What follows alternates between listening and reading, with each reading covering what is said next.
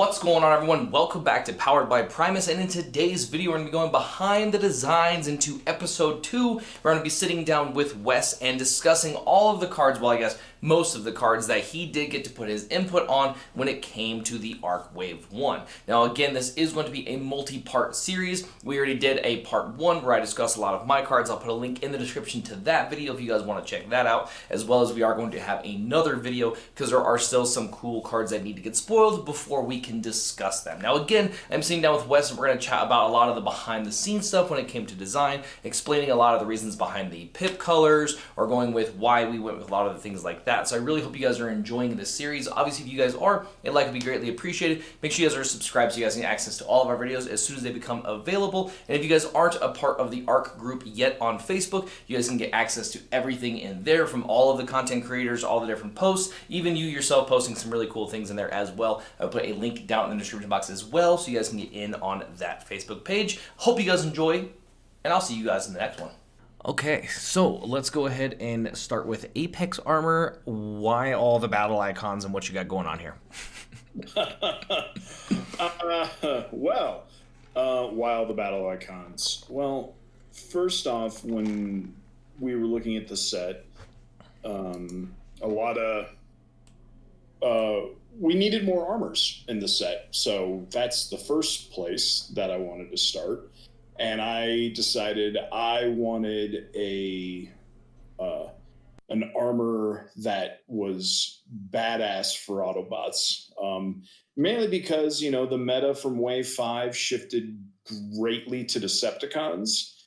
I wanted a reason for some Autobot love. And oh, for sure. The Magnus armor was solid, but I just felt it wasn't everything that it could be.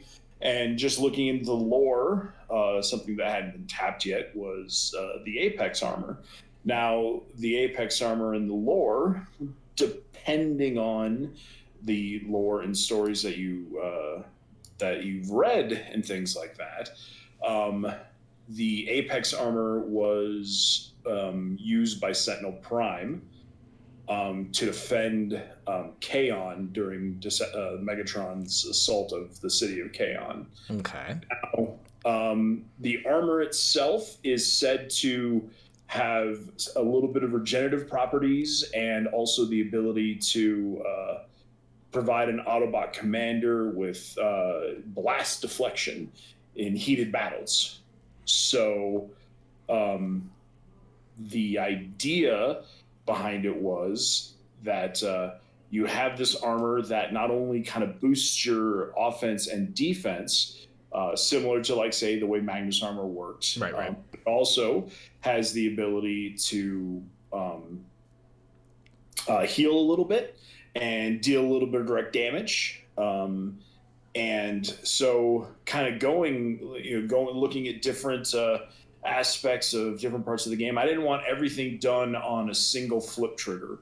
Like, I didn't want it to be like trying to get a overwhelming advantage off or something like that. I want to be like, hey, hopefully you'll be able to get a little bit of everything if you're depending on the deck type you're playing. Right. So I wanted it to make it a triple pip card, specifically because it kind of falls directly in the middle of being it's an orange card, it's a blue card, and it's also a black card.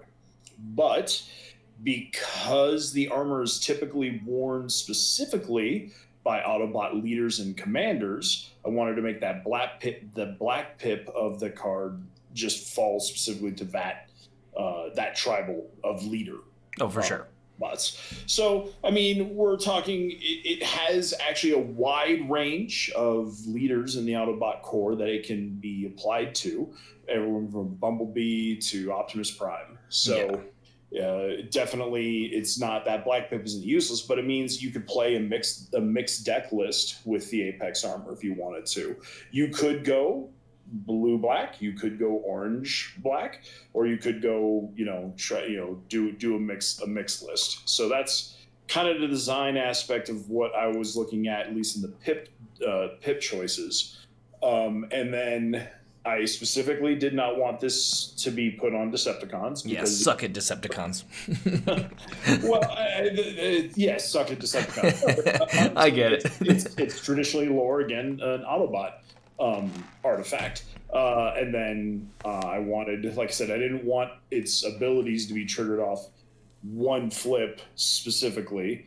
So on defense, if you happen to flip a black, hey, you get a move damage, yeah.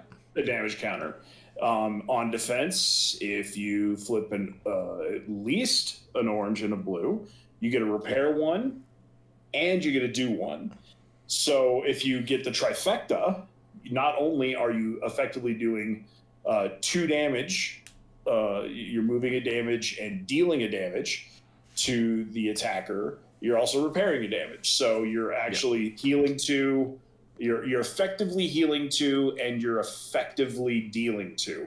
Except, I wanted to be very specific about move and repair, because I didn't want this to be, so if you happen to have this on as an armor slot and toolbox, it gets a little nutty, especially if you happen to have it on the new Wave 5 Optimus Prime. Oh, yeah, you can get some insane stuff with him. Yeah. So, and that's one of the reasons why, at the end of the day, because it's a triple pip card, because it provides so much, it was out of the gate, it was a 2-star card. Yeah. Like, there was no debate about that. It was, I immediately, when I started putting the initial work of it together, it was like, oh yeah, this is a 2-star card regardless, because it's worth 2 stars. And this combined with, would you take this over Magnus armor? There is an argument to be said on both. This has on paper, it quote unquote on paper than Magnus armor, but Magnus armor has its own set of why would you take it over that? This armor doesn't defend against ping damage like the Magnus armor does. So, and its its attack value isn't as its attack and defense value, I believe, are both 1 lower. They are. So, but putting this in your toolbox would say, you could throw one of these and in a Magnus armor in a list and say run the Wave 1 Jetfire. Yeah, I was going to say there's definitely a lot of things that you can do with this, but the fact that it's 2 stars I think is really important, and it really balances where you're going to put it. You know what I mean? Yeah, and you're only realistically, you're probably only ever going to run one of these. Yeah. And, you could run 2, and that's totally fine. Running 3 would be insane, just because you're killing 6 stars out of your deck. Sure, Autobots could heroic spotlight this and basically get it for 1 star, but yeah, they're doing the same thing for Ultra Magnus, but you're still only getting 1 in most of those situations. You know what I mean? So usually you have a character or a way to continuously fetch and or protect it. You know what I mean? Correct. Yeah. And so the Apex armor was really born out of a desire to get more armors into the Wave 1 Ark set. And that seemed to kind of fall to me. I think most of the armors that were in the set are kind of on 2 of the 4 armors in the set are mine. Yeah. It's something more that's on your little bit play style as well, so it kind of works out the fact that you're trying to use them in actual games, and you are going to be better at designing them. Yeah, and the other thing is, I also really like Blue Shell and I like Mixed Pip. Both I like playing both of those a lot, so that's kind of what I went with for the Apex armor. Yep. All right, and the cover was up. Oh, no, I was just saying, so moving on down the list, the next armor that I actually that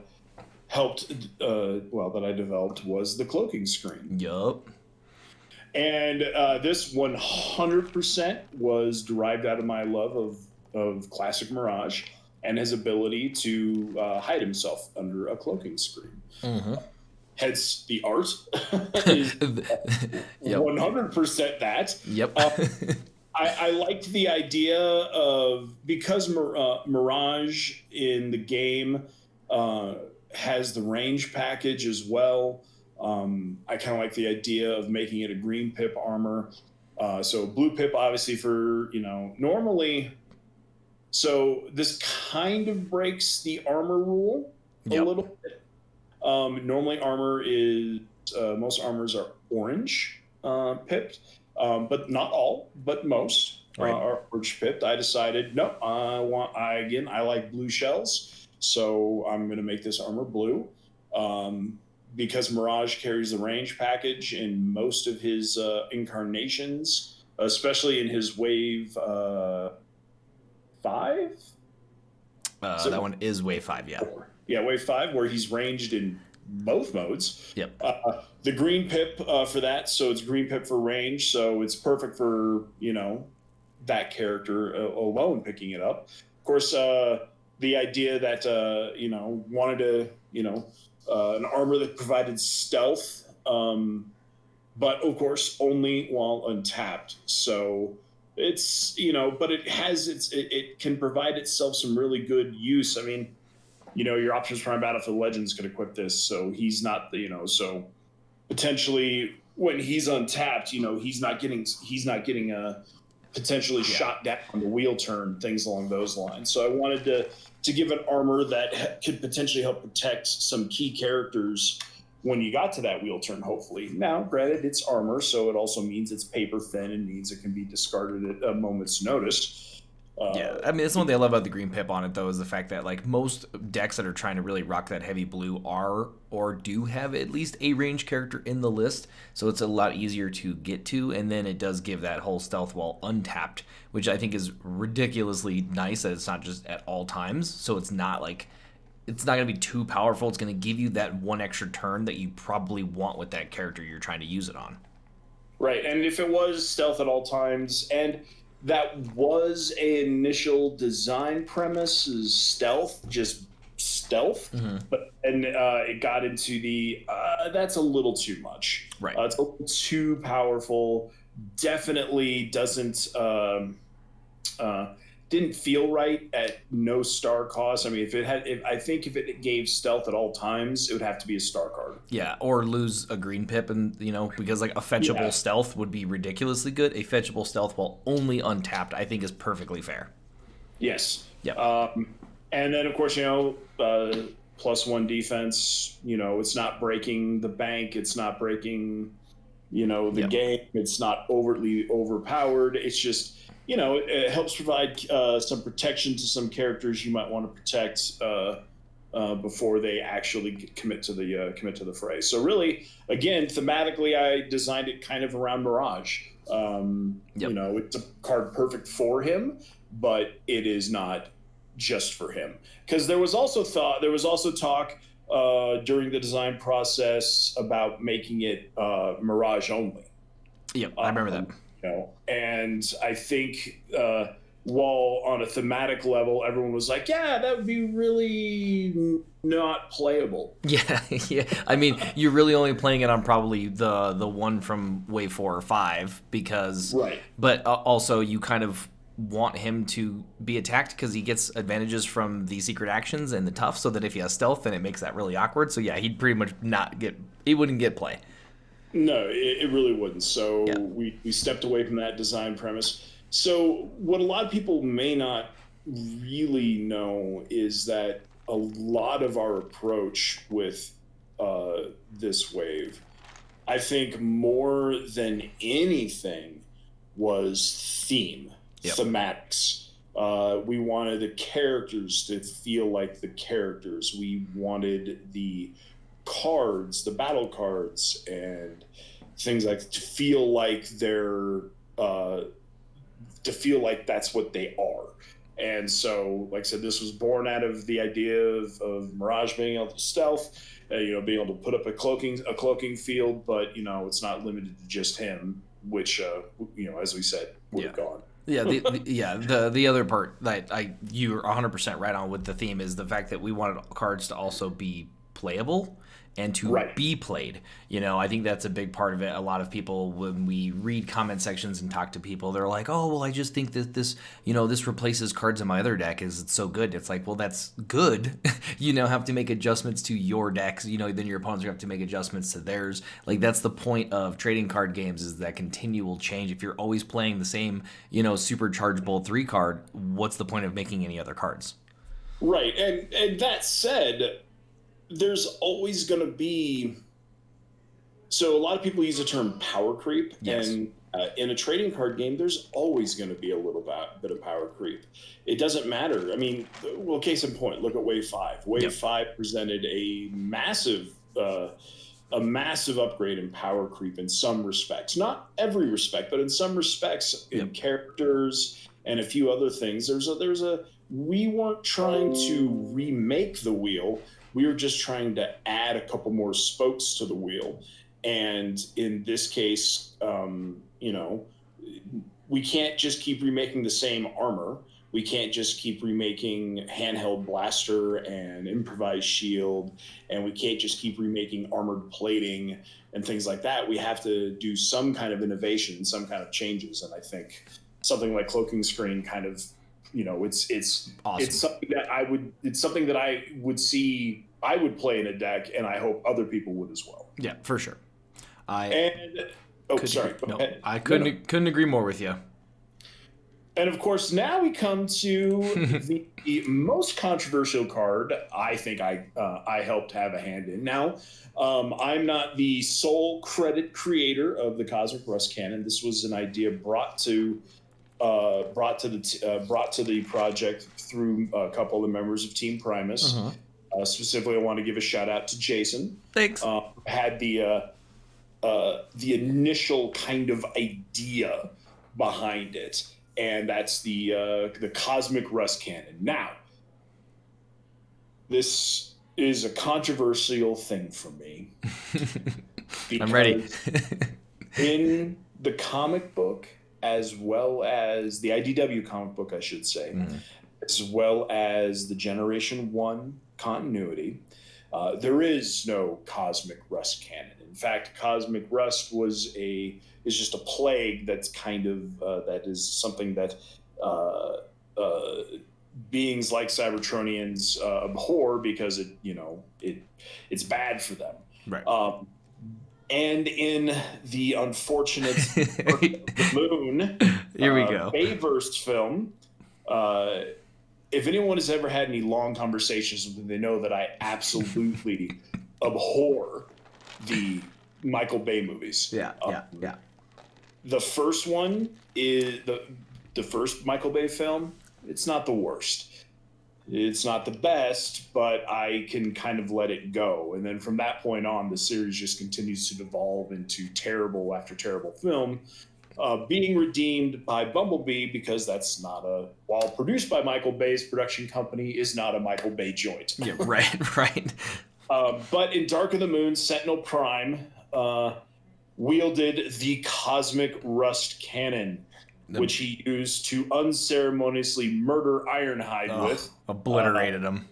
Yeah, it was terrible. God awful. And so, but the idea of a weapon like that eats something, was kind of cool. Yep. And the idea of, like, okay, let's be perfectly honest. There are a couple +4 weapons in the game. Yes. There is Master Sword, which Grenade has launcher. Master Sword has a cost to play it. You have to replace another weapon you already have played. So it takes usually more than one turn to get a Master Sword into play. Right. You have Grenade Launcher, which is the classic +4 weapon, but has the cost of, after you attack with it, it scraps. Yep. There is the Paralyzo Box, which is a +4 weapon conditionally if you name the right pip color that your opponent may flip. Yep. And then that's 3? Is there one more? No. There is not. Yeah, I think there's a few others that can get you to 4, but printed, those are the only +4s. So the initial design of Cosmic Rust Cannon was a weapon that has a plus to damage and will have the drawback of eating the character that it's equipped on, meaning it will be dealing damage to them or eating their upgrades. Right. So in the course of the design, it started out at +5, which everybody Immediately was like, no, that's a little ridiculous, and would have caused it probably to be an automatic scrap. +3, it didn't feel any better than some of the +3s out there. +4 felt like it was the right place. Yeah. Especially when we put it was always intended to do damage in one shape or form or another. It started out at a higher damage. It started out doing more damage when it first. I think it would bounce. I think it did 2. Yeah, we had it originally at 2, and it was just flat 2. Yeah. And then it's like, well, it's just a step. It's just a shade better than the static laser of Ironhide. Right. So we did a little bit more playing, a little bit more testing, and kind of looking at some different ways to kind of make it work. And ultimately, we settled on, all right, so it does 1 damage to the character that attacks with it. Yeah. And then after that battle, you do an additional damage to that character, or you scrap an upgrade from it. Yep. So that means if you have Cosmic Rust Cannon and say, extra padding, it will. The first thing it's going to go after is the extra padding. So it's going to scrap one of those extra padding. If you have more than 1 extra padding, hey, you're safe for another couple turns. But if not, it'll eat that extra padding, and that extra padding's gone. And then next round, if the Cosmic Rust Cannon makes it to the wheel turn, makes it to when that character who has it equipped gets to untap and then make an additional attack, it will then deal, again, another damage to that character. And if they don't want to scrap the sole remaining upgrade on it, the Cosmic Rust Cannon, then they'll deal another damage to themselves. So they'll take a net 3 damage over that battle, which that 3 damage could... Yeah, I mean, you look at like Horrible currently, right? And let's say that 1 damage can make a huge difference on every aspect. Not to mention the way that this is worded specifically, when the upgraded character attacks, do 1 to it, you're taking that 1 no matter what. And then if your opponent reveals like a Sabotage Armaments, you're just losing 1 health and losing the weapon. Right. So categorically, it becomes worse than a grenade launcher. Right.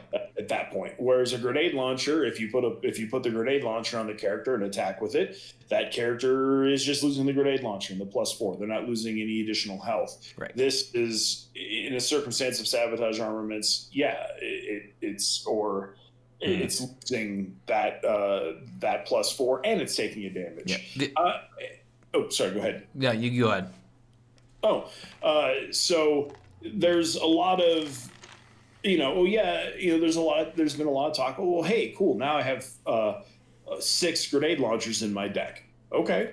If you built your deck that way, fantastic. And the problem is that when you're typically playing an aggro deck, when you're playing a deck that's nothing about aggression and high damage, rarely will you ever have the opportunity to place a second or third upgrade on a character. It doesn't happen very often. It's typically you throw down the upgrade and you roll with it. It's a power punch, or it's a grenade launcher, or it's a fusion borer. It's all these weapons that scrap themselves effectively at the end of the combat. Cosmic Rust Cannon is very similar because you put it down, it will probably last that 1 attack. It may not last an additional attack because you may want to drop it at the end of that attack and not potentially to continue to take more damage from it. Or you may want to keep it on there and risk the Sabotage Armaments that we talked about. It's not a replacement to grenade launcher. Oh, for sure. it's not better than grenade launcher. It's I think it's a very conditional upgrade, which is what I really like about it. There's lots of options built into it, and it gives the player who's playing it a lot of different choices with it, but it also has a lot of drawbacks. Is like you choose to leave this around, right? And you scrap one of your other upgrades, and then it goes to your opponent's turn, and then they immediately scrap the weapon. You're now losing 2 upgrades and taking damage on top of that. So yeah, you got the +4, but you got a lot of restrictions behind it as well.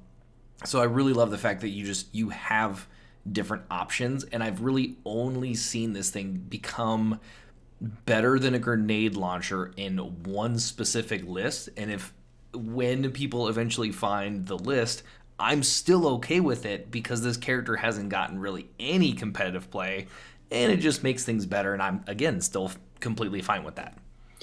right. In addition to that, there was a lot of discussion and a lot of back and forth and some testing on does it have a pip or doesn't it have a pip. If it was a blank pip, this card would never see play. 1,000,000% agree.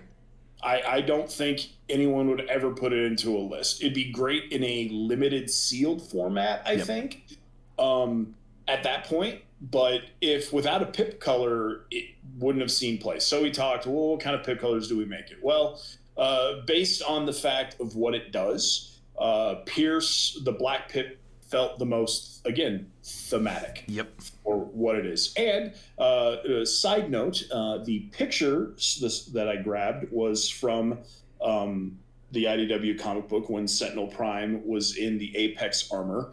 Nice. That is the gun that he was holding in the Apex armor. So I was like, well, Sentinel Prime in the movie had it, so we'll just make it. Look at there, man. Deep design, deep design.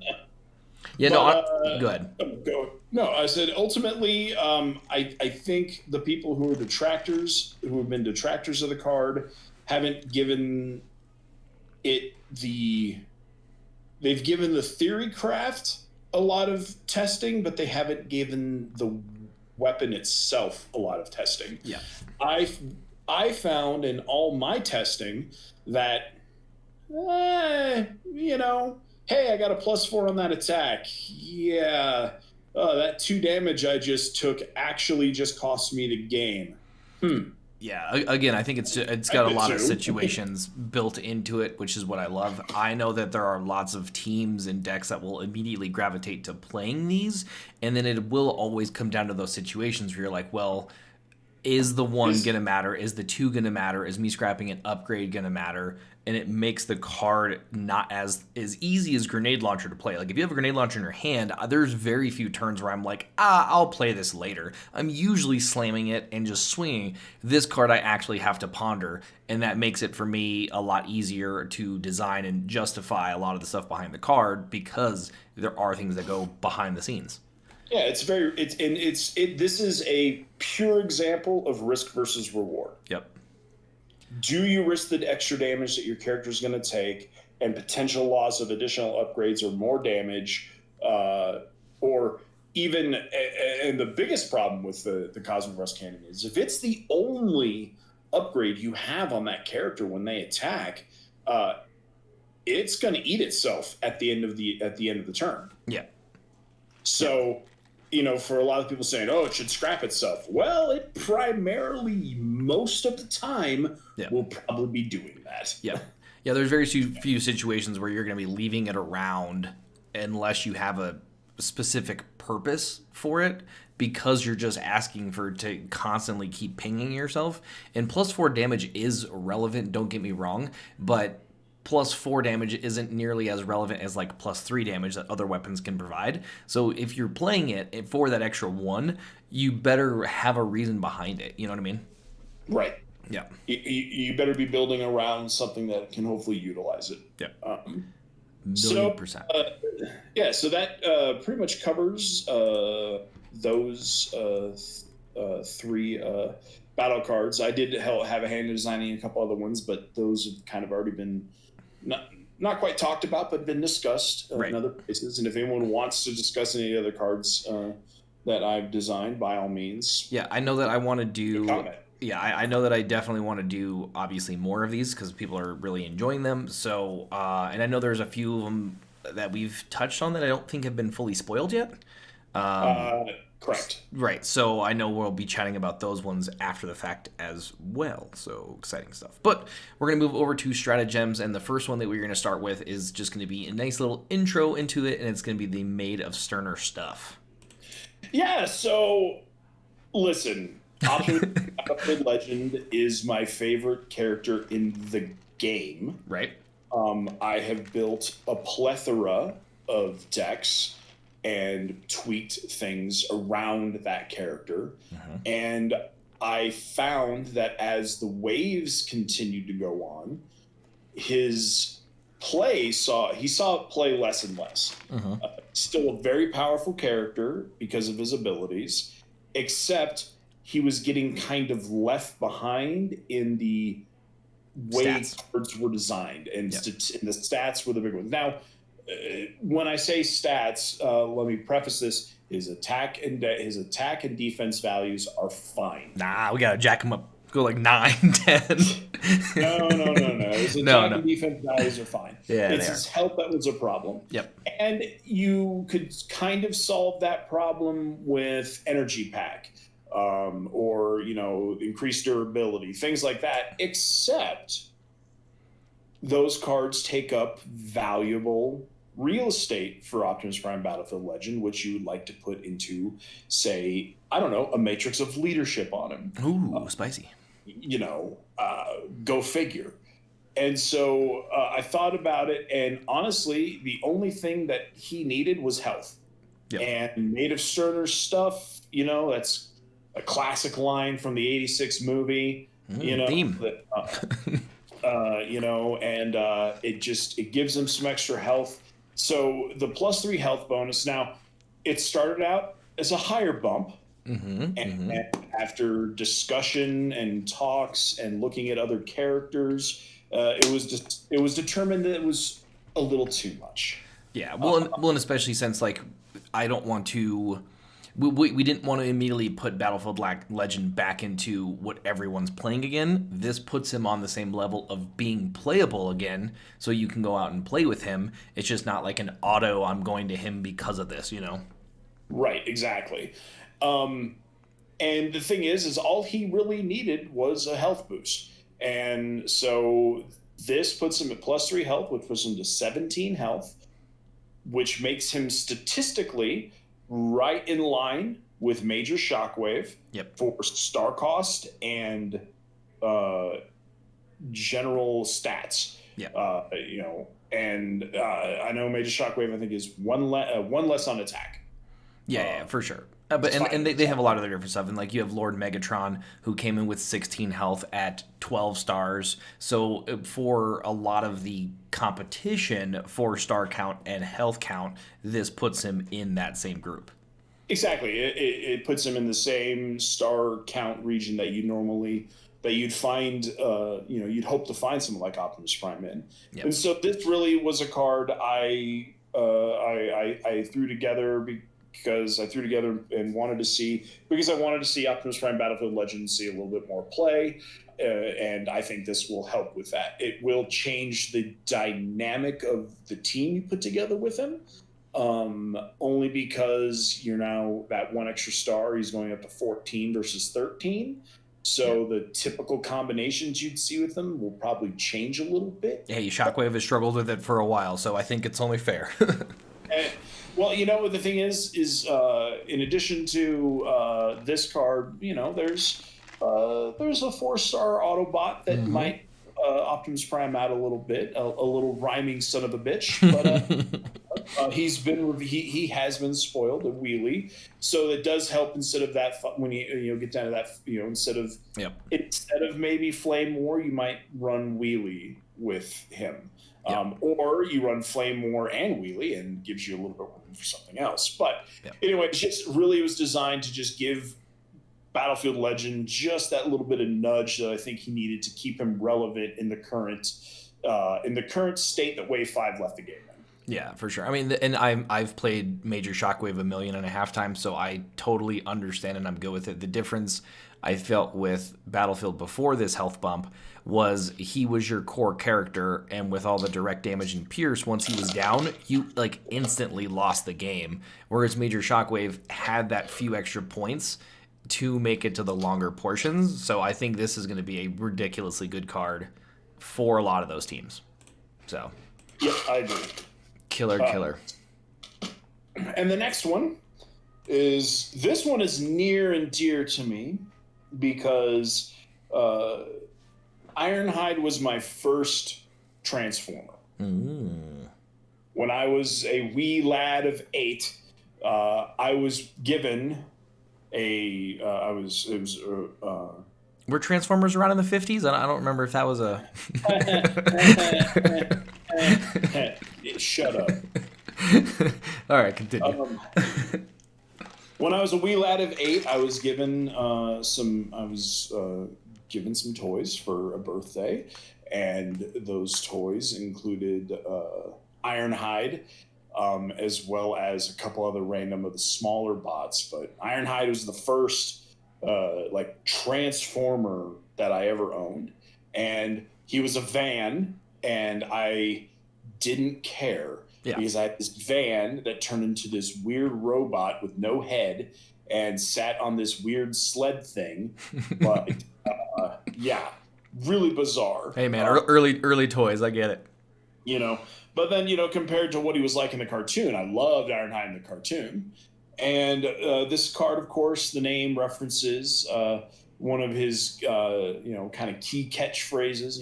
Bust some Deceptichops. Not sure quite what a Deceptichop is. Maybe it's the flank or the loin of a Decepticon. Yeah, could be.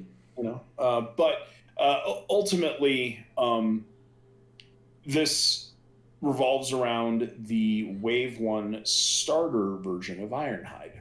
Yep. Probably one of, if not the least played characters of all time. I had a dream of playing a 3-wide Ironhide deck. Yep. I made that dream come true using starter Ironhide, Wave 2 Ironhide, and then Wave 3 Ironhide. Right. Now,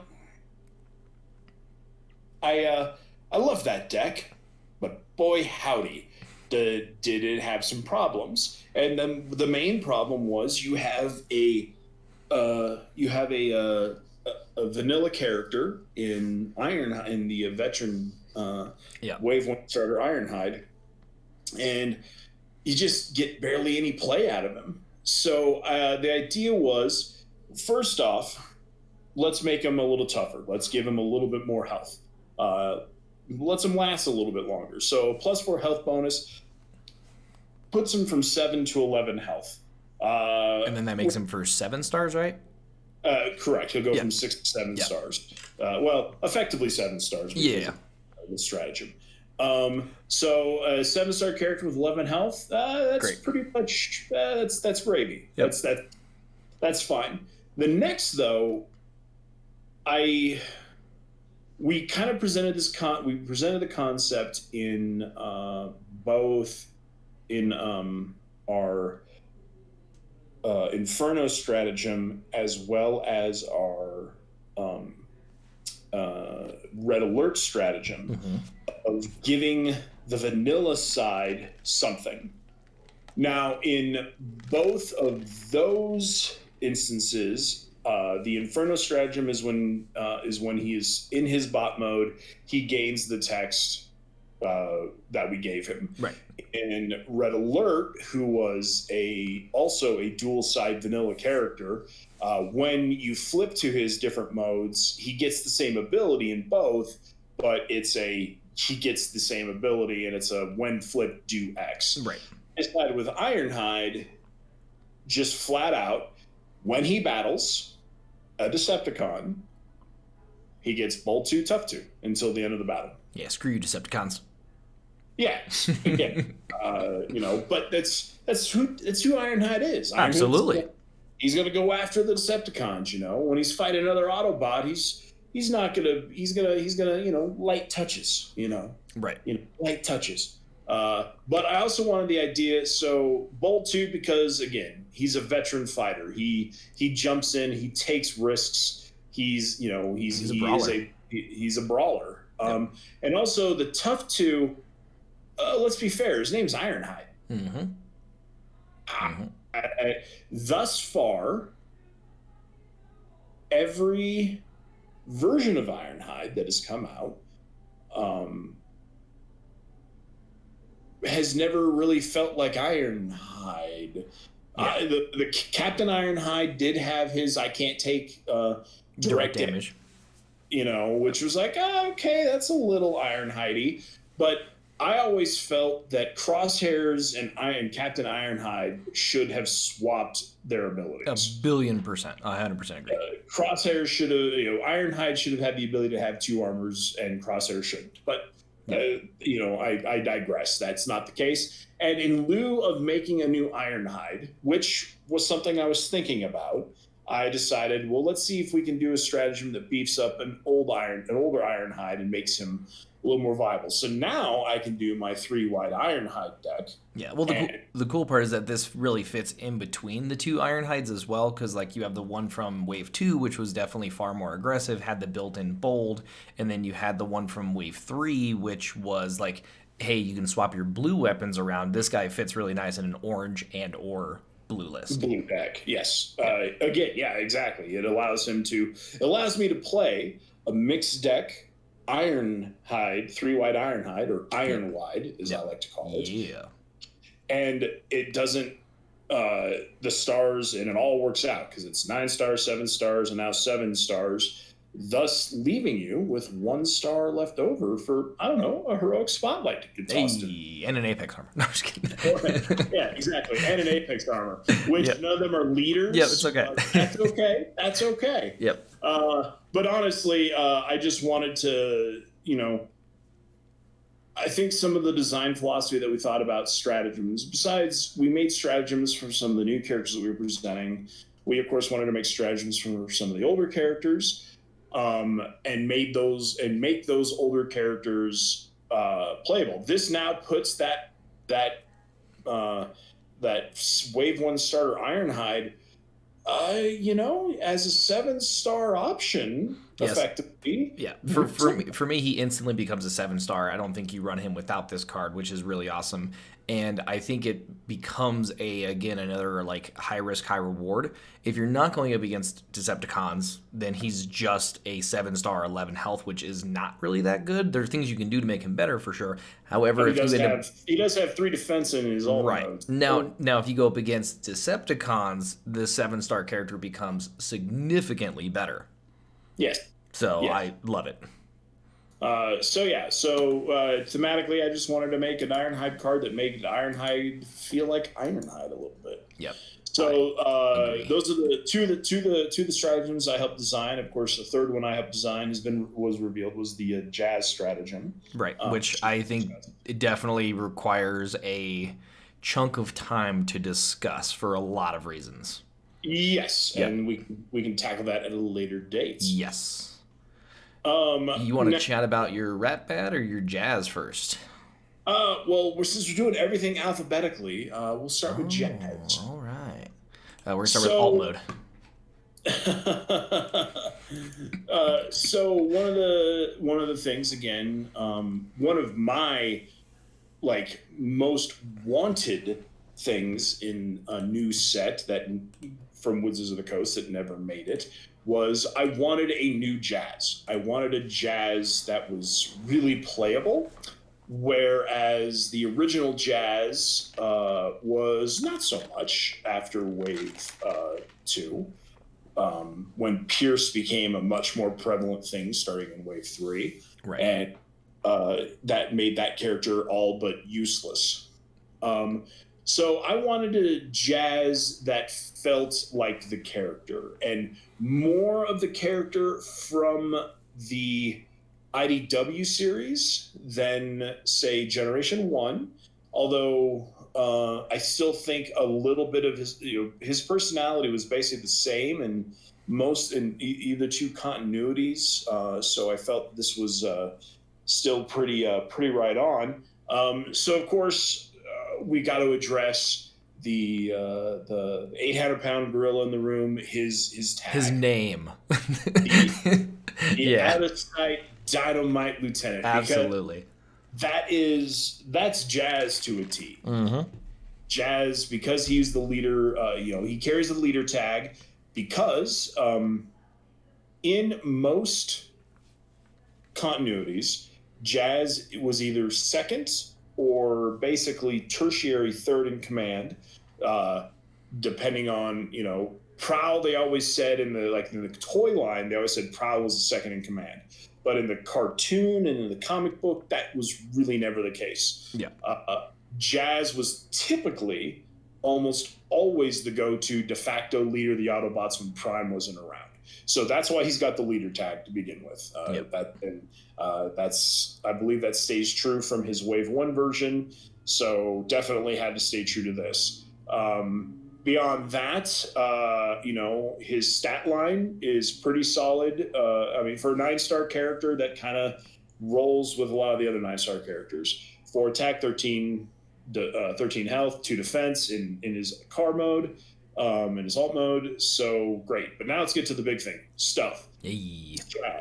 Jazz is the leader of Spec Ops, Special Operations. He is someone who will not be seen until he wants you to see him. When he's stabbing you in the back. Exactly. In his alt mode, he has stuff.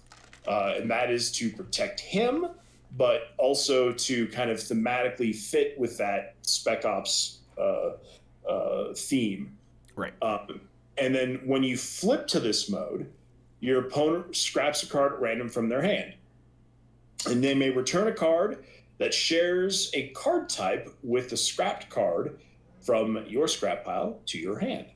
So the whole idea is that Jazz, he's quiet, he's stealthy, he's a spy, he's gonna sneak up on you, and he's gonna ruin something that you're trying to do.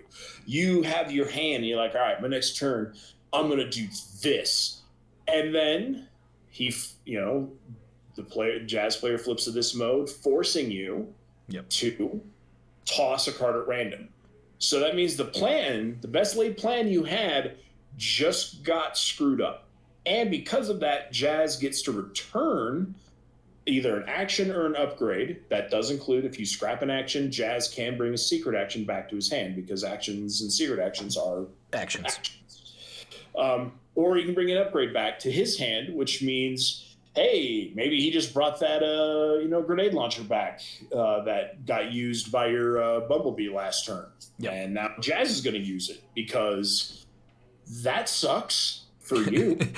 The fun part about it, though, is that it's random, right? That's the one thing that we really loved about it, was that neither player has the ability to choose what it's going to be. Now, if your hand is like 5 actions, then yeah, obviously it's going to be an action, but it's completely random, which means that there are chances when something does go weird. Maybe they scrap an upgrade and you look into your upgrade pile early game and you don't have any upgrades in your scrap. You know what I mean? Yeah, or you have just bad actions that are sitting in there that do nothing for you. Now, like in the real world, we're going to love it when there is going to be a start your engine sitting in there, but for the most part, it's random. There is ways of things to not always go as anticipated. Exactly. Yeah. And then moving on to his bot mode side, again, keeps the leader tag. He's ranged because that seems to be the standard. Yep. Someone mentioned, why don't we make him a specialist? And I was like, yeah, thought about it. Honestly thought about it, and there was a version of him that started out as a specialist, and it didn't last very long because it was like, ooh, no, that's too, because of the amount of different cards that are in the game. Yeah, there was a lot of options there. Specialists that benefit specialists too much. Yeah. And with his flip abilities. Yep. I don't think it would have got it would have made him legit busted. Yeah, there's also another card that came out with our Ark Wave 1 that Carl did work on that does something with specialists and flipping as well. So it was another one of those like red flags we have to kind of steer away from specialist. Yep. And so his thing is each of his Autobots, so each of your Autobots have Pierce 2. Oh no, we added another Pierce card to the game. Whoa. That's it. I'm out. I mean, let's be honest. Pierce is just a reality of the game. We're just gonna have to deal with it. And the main reason, the thematic side behind this, is he knows just where to hit you, where it's gonna hurt. Yep. So and piggybacking on that, without trying to really, it's again another buff for Autobots after Wave 5, because it does only give it to other Autobots or your Autobots. So it's another reason to try to sleeve up more Autobots to, again, kind of push back a little bit. We don't want Autobots to swing the other direction, but unfortunately it kind of is a pendulum, and until you can find that perfect swing, you are going to have these back and forths, but it is a really nice benefit for Autobots. Correct. Then when you flip to this mode, you get to look at your opponent's hand, because again, he's a ninja. Right. Well, he's a spy. He's going to get to see, all right, what's coming down the pipeline. And that could really help out because, hey, he gets to look at your hand. He's got an espionage in his hand or a counter espionage. Yep. Or knock something out. Yep. Yeah, it's just more information, which I think fits the character really well. Again, it doesn't do anything to your opponent. You just get information. And that information, like I said, if you have the cards to capitalize on it, great. Yep. If you don't have the cards to capitalize it, hey, you at least have an idea of what's coming next turn. Yep. You know, you have something, you can expect something. And yes, Jazz and Chrome Dome as a duo, you know, are strong, but you're also looking at a lot of stars. Right, which is the thing that I wanted to say the most about Jazz is the fact that he is 9 stars. There was a version where he wasn't, but we ultimately settled here because we did try different numbers across the board for him. This at 9 stars does at least limit some of the teams that he is going to be going into. So most of the time when you're building Carlos specifically, which is probably where Jazz will find place in, you are building around 1 or 2 main characters. With Jazz, again, you're on that same building spectrum. You're building with him, someone else, and then you're kind of having a filler character. After that, Jazz does take up a lot of space in your list, which is good because the character is strong. Yeah, so in design, we tried him at 8, which was at his in. So design-wise, a few things to note. His abilities flip-flopped and changed between different modes. Originally, his bot mode got back the card, right? Yeah, his bot mode got back the card, and his alt mode looked at the looked at the hand. But then we're like, oh well, so first flip of the game, he takes a card away from you. We didn't like that idea. We thought that was a little too much. Yeah, your opponent doesn't have a chance to respond. Yeah, so we're like, I mean, you get that with Sentinels Mirage when you're playing the Sentinels, and that's no fun. So, let's not have that. Yeah. So we flipped that. He was tried out at 8 stars, was too strong. Tried him at 10 stars, and to be perfectly honest, he wouldn't be. I don't think he'd see a whole lot of play. Yeah, at 10 stars. Even look at Wave 1 Bumblebee, which is still a ridiculously good 10-star Bumblebee. It stopped getting a lot of play because Lieutenant Bumblebee came out at 10 stars and was even better. And when it came down to this Jazz versus that Lieutenant Bumblebee, we were still playing Lieutenant Bumblebee. Yep. So it definitely has to live in the realm of 9 stars, for sure. Yeah, it has to. Or if we put him to 8 stars, then we would have to nerf his stats. Yeah. And he'd probably lose something too. Right. And so Matifer and I were the key designers on this, and there was a lot of back and forth on what we wanted to keep, what we wanted to lose, what we were willing to lose, and ultimately it came down to he just felt so good at 9 stars. All of his abilities seemed good. Yes, he is strong at 9 stars, but so is Wheeljack at 9 stars. Yep. Yeah, so that's always a really good comparison. Or you even look at cliff jumper who's less stars and provides so much more throughout the course of a game. So it definitely feels like a really good spot to have him in. And you guys are both very big car players, so you kind of know how to navigate those situations a little bit better and know how to make this character fit where he's playable but not busted. Right. Yep. We also got a lot of good feedback from Joe, Wreck and Rule. He's also a big fan of. He likes to play cars, but Pierce cars and things like that. And yeah, he gave us some really good feedback, which ultimately, everyone that we got feedback from in the design process and testing process really kind of pushed us towards the decision of where we left Jazz at. Yep. And so I am very happy with this version of Jazz. I think, you will be seeing videos of us with me playing this version of Jazz quite a bit. Yeah. To piggyback on a lot of this here, this is one of the reasons why I haven't posted gameplay, is because we want to play and we've tested so much of our Ark. It's really hard for me to go back and build stuff without Ark related cards. It really sucks. A true story. I so badly want to play with these things, so we're gonna have a shit ton of gameplay coming out in 4 days. So yeah, we're gonna have a lot of stuff with these and again, not just the Ark cards, but the Ark cards mixed with everything else. Yep. So I'm really looking forward to getting some gameplay videos in with this character. Ooh, yeah. Talking about characters, let's lead up to the final character that we're going to talk about today, and that is Ratbat. Yeah.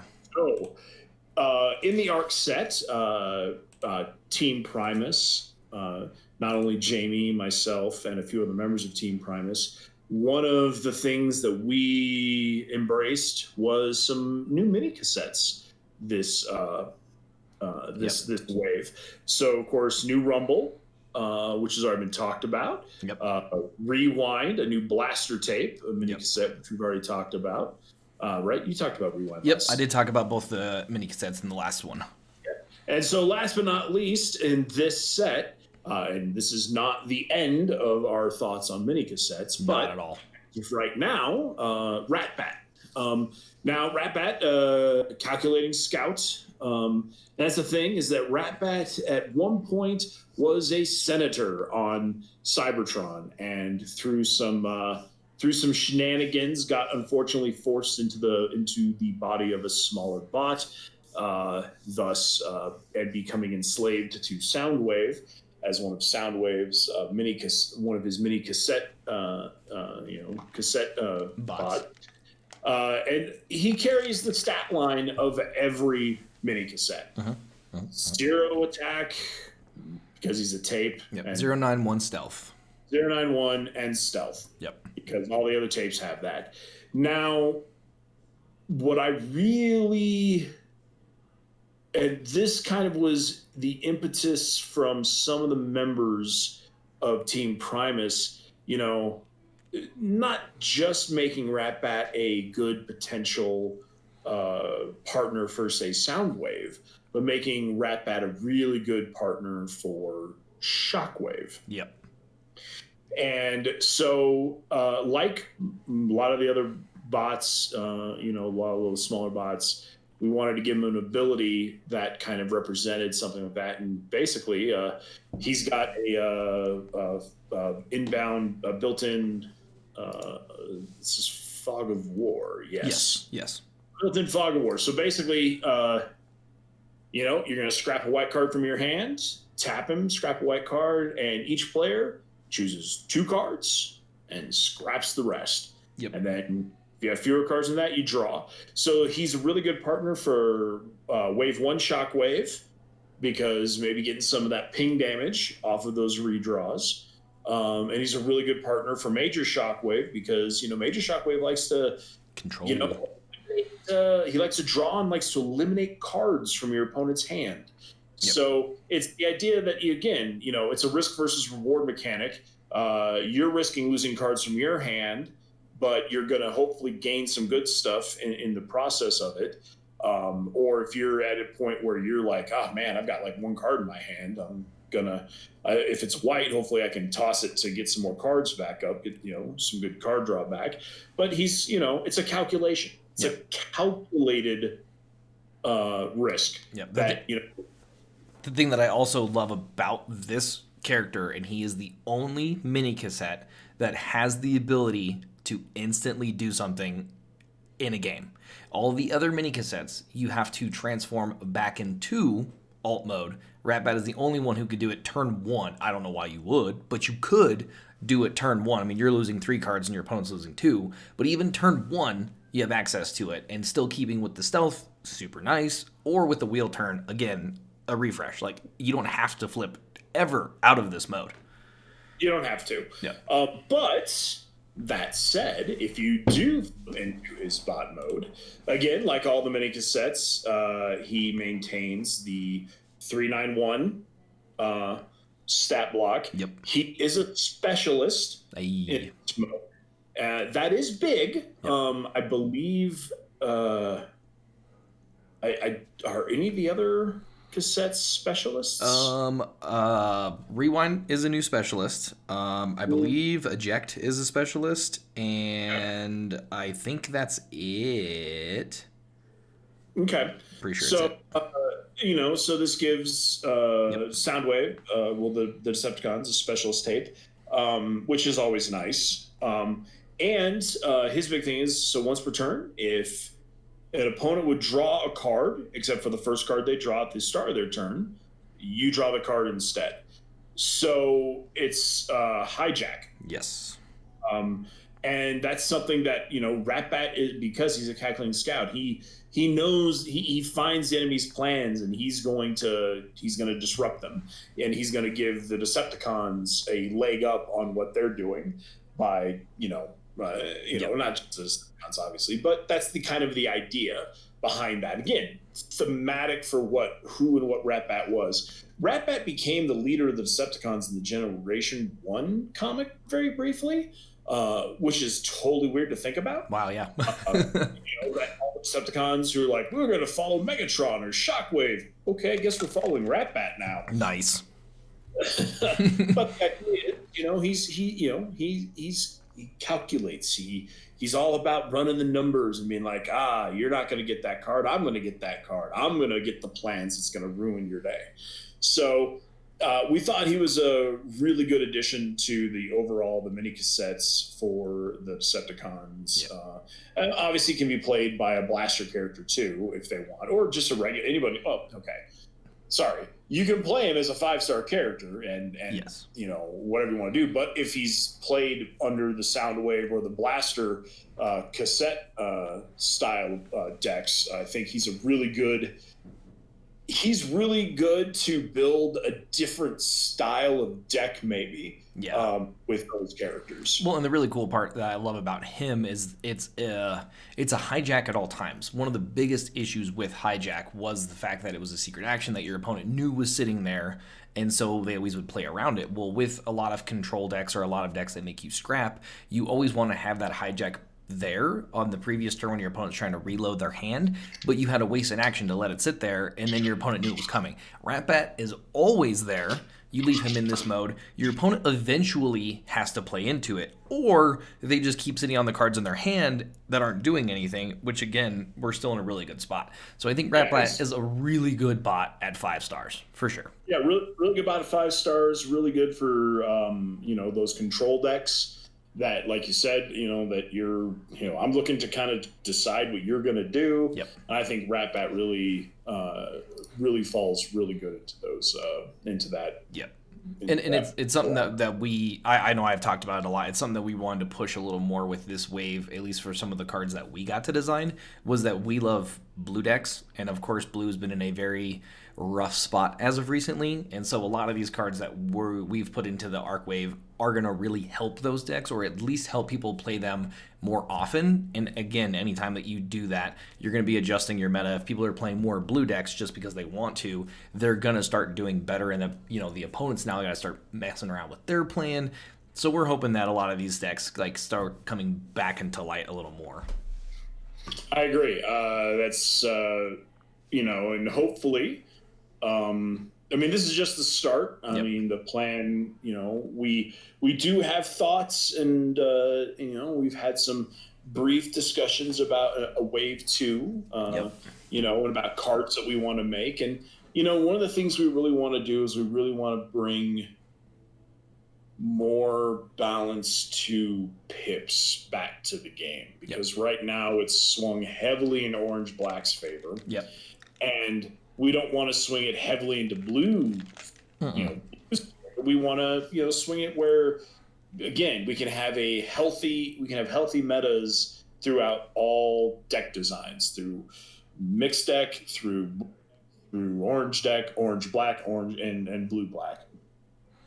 So there's definitely a lot that we're really hoping, and it'll be really interesting once everything gets launched to start to see what people gravitate to see what people start to play. And I think it's really exciting, and that's, I think, a really good part about these behind the designs is it gives people a little more insight as to why we're putting them together. And I talked about it in the previous one, we don't want to give you guys all of the keys to all the doors. We want you guys to have to find them yourselves. We're just going to obviously point you in general directions. So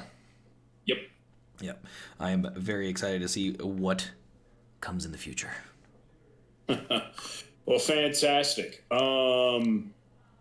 That's all I have. I don't know if there's any questions you have for me. If not, we can get back to, proofreading and QAing for the release here coming up in a couple days. Yep, I would agree. We will definitely do that. And like I said, everyone will see other videos of these. I know for sure there will at least be a third episode. Maybe there will be a fourth one. And if there is a fourth, I'd like to do that one live with a few different people here. And we can kind of chat about even like the entirety of the wave. We can do a lot of really cool stuff with that. But if you guys do have any questions, obviously head down to the comment section below. Let us know also, out of these cards, which ones are your favorites and which ones are you going to want to sleeve up.